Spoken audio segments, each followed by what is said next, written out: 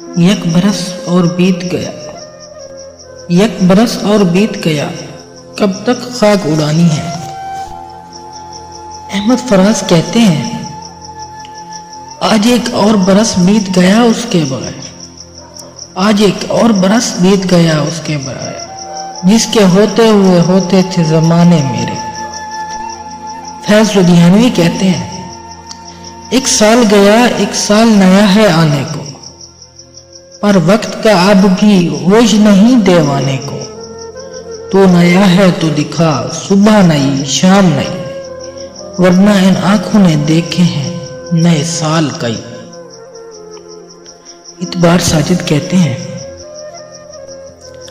किसी को साल नौ की क्या मुबारकबाद दी जाए, किसी को साल नौ की क्या मुबारकबाद दी जाए, कैलेंडर के बदलने से मुकद्दर कब बदलता है। मेरा आखिरी शेर आप सब लोगों की नजर।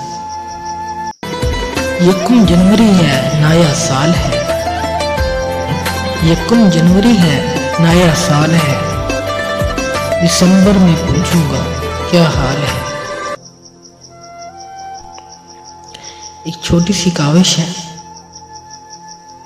अगर आपको मेरी वीडियो पसंद आई तो लाइक, कमेंट और शेयर जरूर करें।